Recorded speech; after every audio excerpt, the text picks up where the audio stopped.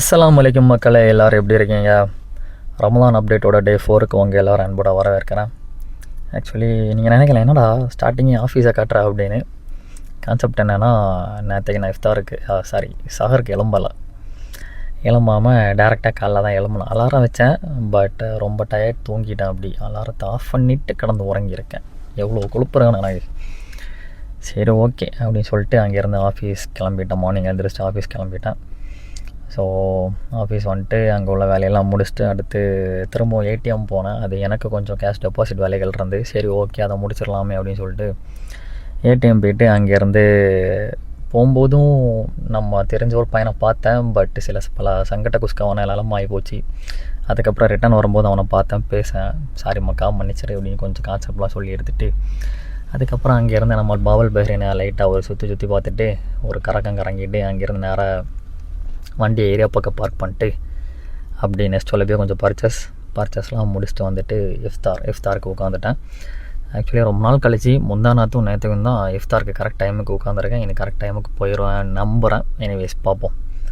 So இஃப்தாருக்கு first time fruits எல்லாம் first time இல்லை, second time ஃப்ரூட்ஸ்லாம் வச்சு நோன்பு திறந்துருக்கேன்.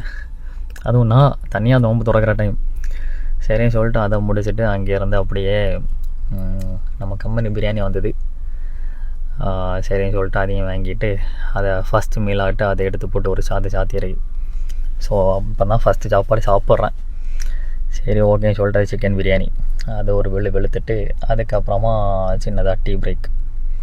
சரின்னு சொல்லிட்டு ஏரியா பக்கம் போய் சாயா போட்டு நேராக வந்து உட்காந்துட்டு ஜஸ்ட் அந்த மொபைலில் ஏதோ நோண்டிகிட்ருப்பேன் அப்படின்னு நீங்கள் நினைக்கிறீங்க. பட் என்ன கான்செப்ட்னா, அனிமி டீமன் ஸ்லேயர் அனிமி இருக்குல்ல, அந்த அனிமியில் வந்து நான் ஃபஸ்ட்டு சீசன் பார்க்காம எப்படியோ அந்த ஃபஸ்ட்டு சீசன் மிஸ் ஆகிடுச்சு. சீசன் 2ல் இருந்தால் பார்த்து இன்ஃபினிட் கேஸில் வரைக்கும் பார்த்து முடிச்சு வச்சுருக்கேன்.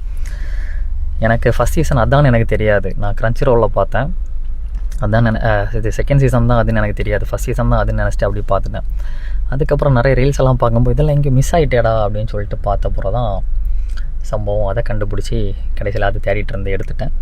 அதுக்கப்புறமா எங்கள் பக்கத்தில் மாமா வீட்டுக்கு போனேன். அங்கே நம்ம குட்டீஸ் கொஞ்சம் காமெடி பண்ணி விட்டாங்க, அவங்க கூட பெர்ஃபார்மன்ஸ் பண்ணிட்டு அதுக்கப்புறமா சின்ன பர்ச்சேஸ் நம்ம போடி எனக்கு ட்ரெஸ் எடுக்கலாம்னு சொல்லிட்டு பர்ச்சேஸ். சரின்னு சொல்லிட்டு அதுக்கப்புறமா ஷூ பர்ச்சேஸ்க்கு போயிட்டோம்.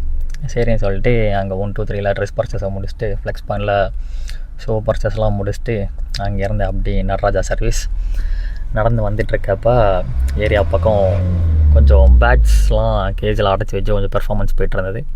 அங்கே போய்ட்டு நம்ம ஏஆர் ரஹ்மானையும் நம்ம திலீப் வர்மாவையும் பார்த்துட்டு ரெண்டையும் பார்த்துட்டு அவங்கக்கிட்ட ஹலோ போட்டுட்டு இருக்கும்போது சைடில் யுவன் சங்கர் ராஜா எத்தி பார்த்தாரு.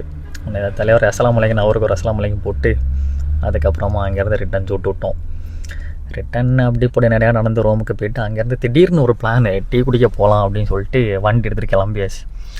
என்னடா நடக்குதுங்க அப்படிங்கிற மாதிரி தான் எனக்கும் இருந்தது. சரி ஓகேன்னு கிளம்பிட்டோம். அங்கே பார்த்தா நம்ம பையன் மனமோல இருந்தால் அவனையும் தூக்கிட்டு போகலான்னு சொல்லிட்டு அங்கே போனால் அங்கே ஒரு படை. சரின்னு சொல்லிட்டு அவங்க எல்லாருக்கூடையும் சேர்ந்து டீயும் அடிச்சுட்டு அப்படியே டின்னர் எப்போ 12 மணிக்கு டின்னரையும் முடிச்சுட்டு அப்படியே எடுத்து போட்டு சாத்தி தள்ளியிருக்கு.